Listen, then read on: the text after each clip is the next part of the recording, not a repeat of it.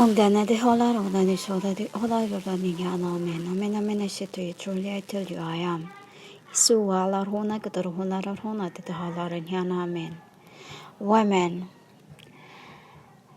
About John Psalm. I say Psalm because it's this is so blasphemy to me. I say 3. John 3. I say it some. This is why I learn other lingo also for it. But I have no, you won't understand me if I say it some. Some means 3. Eat the sa. In Chinese, it means sa. In Thailand, it means sam. In other lingo, it means tulo. In other lingo, it means tatlo. In other lingo, it means dilha. In other lingo, it means sultan. You know what I mean? So, John 3, I rebuke about being born in spirit. Hi, you are Nicodemus, born again Christians. You are Nicodemus. You should not be surprised at my saying, you must be born again. The wind blows wherever it pleases. You hear its sound, but you cannot tell where it comes from or where it is going. So it is with everyone born of the spirits. For spirit are born in spirit, and flesh are born in flesh. Meaning women. I can't believe all this thing what I'm seeing here. You are of Nicodemus, born again.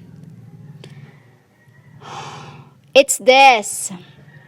About being born of water and spirit.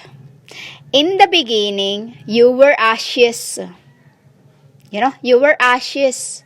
Why you were ashes? Because spiritually, women, you were born spiritually and becomes ashes. Ashes means what you called smoke. I won't say DUS because you're not. You were ashes. You know the ashes of fire? You're like that, ashes of fires. And then, in this end, you become born in flesh. You were born in water after my GSUS. Why? In the beginning, you fought for the temple that were in the womb. Womb, WMB. You fought for the temple, for it, because I washed you with it, for you to become flesh.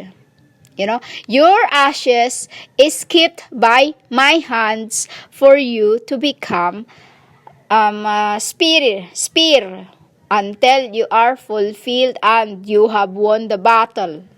When you won the battle, it's given to you, which is every time you ink, I washed your robe. So, in this end, you are born in water because inside of the womb, what is it? Water, right? You are covered with water. Yes? That is born in spirit. And called born in water. Because you were surrounded by water until in this end, I'm burning you spiritually. Because it is my Father that are baptizing you. Being born to spirits. Because this is the Dilar. 7 times, women. 7 times of your lives. You become, from ashes to ashes, and become ash, and become ashes. Ashes until you become acacia, book. Acacias to become akashi. Akashi to become spirits. spirits because you are born from water. It's in my other record how you were born in the beginning in spirit. You know, inside of a inside of the eggs, inside of the eggs, you were spirits inside it. Until you were born in flesh, which is now you have. Because in the beginning, we were immortal. You know? That is why Taoism is what it was. Immortality. Immortal. Immor. Because you are the Tal. Means Tao. Tao. Tao means flesh, means human. Tao. Tao. T-E-O. I. Taoe. Tao. S-T. Saint. You know? So women, water being born in spirit is in the where you were born first. Spiritually, you were born in spirit until you become flesh. Why you become flesh? So that the wind won't take you wherever it blows. Like a humming. You understand, women? That is the meaning of spirit in the. Until you were in the womb, WMB. Again, spirit in flesh. You know, spirit in flesh. Until your spirit comes out from it, from the side of your belly, which is, I said also in the other record, comes out from the side of your waist. Until I keep that in me for you to have it. And for you to have it when you properly done your task, when you've done what you were sent for. You know? This is what I have. Which is, what I speak to you is what burning you right now. Since you heard my voice in the beginning, my first voice, my very first preach of calling the deads means the angels I was calling, showing them that I am their Nuna. You know, women? Since the day that you heard my voice, you were being born spiritually because it is my gods that is burning you on fire. You understand, women? It was He. So, women, whoever you are that are claiming to be me, you cannot do what I'm doing because I am with the Father. Whoever listens to my voice it is He burning them spiritually.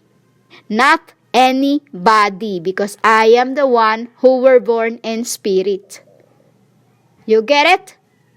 Why I am the one born in spirit? Because women, after dying one to the other, I ink. After one to the other, I ink. After one to the other, I ink.